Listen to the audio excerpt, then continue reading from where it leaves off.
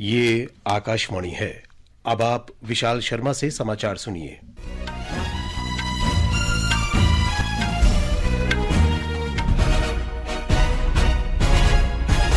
प्रधानमंत्री नरेंद्र मोदी ने आज मुंबई के जियो वर्ल्ड कन्वेंशन सेंटर में पहले वर्ल्ड ऑडियो विजुअल एंटरटेनमेंट सम्मेलन वेव्स का उद्घाटन किया।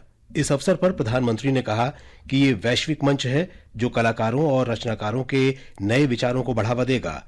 वेव्स बाजार पहल की सराहना करते हुए प्रधानमंत्री ने कहा कि ये नवोन्मेषकों और रचनाकारों को प्रोत्साहित करेगी।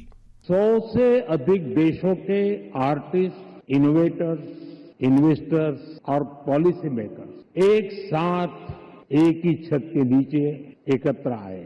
वेव्स ये सिर्फ एक्रोनिम नहीं है, ये वाकई एक वेव है, कल्चर की, क्रिएटिविटी की, यूनिवर्सल कनेक्ट की।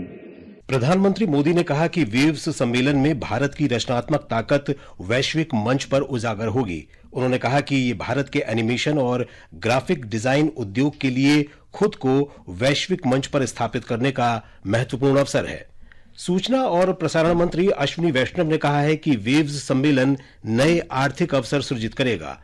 वेव्स सम्मेलन के उद्घाटन सत्र को संबोधित करते हुए श्री वैष्णव ने कहा कि यह सम्मेलन रचनाकारों को वैश्विक मंच प्रदान करेगा और नई प्रौद्योगिकी के बारे में जानने का अवसर देगा। उन्होंने कहा कि यह रचनाकारों को विश्व भर के क्रेताओं और निवेशकों से जोड़ेगा।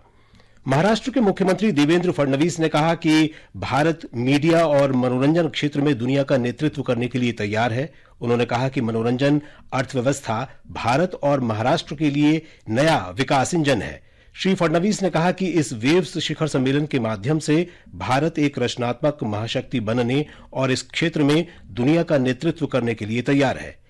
इस अवसर पर उद्योगपति मुकेश अंबानी ने कहा कि भारत का मनोरंजन और सांस्कृतिक उद्योग सिर्फ एक सॉफ्ट पावर नहीं बल्कि असली ताकत है। उन्होंने कहा कि वेव्स सपने देखने वालों, निर्माताओं और बदलाव लाने वालों का स्थान बनेगा। यह सम्मेलन 4 मई तक चलेगा। सम्मेलन का विषय है कनेक्टिंग क्रिएटर्स, कनेक्टिंग कंट्रीज। विदेश मंत्री डॉक्टर सुब्रमण्यम जयशंकर ने आज सुबह दक्षिण कोरियाई विदेश मंत्री चो ते-युल के साथ फोन पर बातचीत में हाल ही में पहलगाम में हुए आतंकवादी हमले पर चर्चा की। सोशल मीडिया पोस्ट में डॉक्टर जयशंकर ने आतंकवाद के सभी रूपों और अभिव्यक्तियों के खिलाफ लड़ने की आवश्यकता पर बल दिया। उन्होंने विशेषकर पहलगाम आतंकी हमले के संदर्भ में कोरियाई गणराज्य की समर्थन और एकजुटता के लिए भी चो ते-युल का धन्यवाद दिया।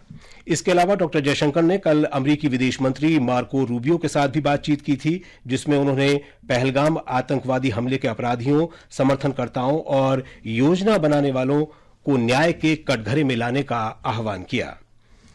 पाकिस्तान ने जम्मू कश्मीर में नियंत्रण रेखा पर रात में अकारण गोलीबारी कर लगातार 7वीं बार संघर्ष विराम का उल्लंघन किया है। रक्षा सूत्रों ने बताया है कि भारतीय सेना ने पाकिस्तानी सेना की गोलीबारी का मुंहतोड़ जवाब दिया।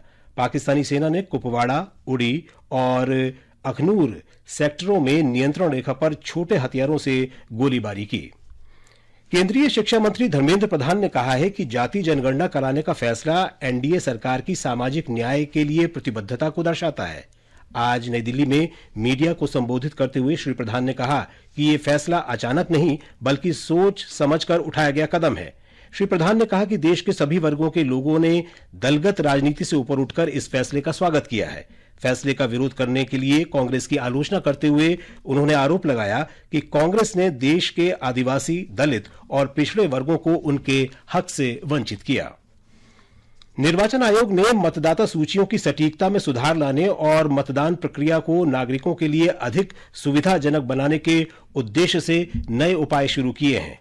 आयोग अब मृत्यु पंजीकरण संबंधी आंकड़े भारत के महापंजीयक से सीधे इलेक्ट्रॉनिक रूप में प्राप्त करेगा।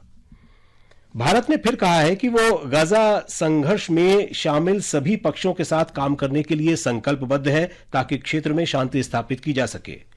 कल फलस्तीन पर सुरक्षा परिषद में चर्चा के दौरान भारत के स्थायी प्रतिनिधि पी हरीश ने जोर देकर कहा कि युद्ध विराम और बंधकों की रिहाई तत्काल की जानी चाहिए।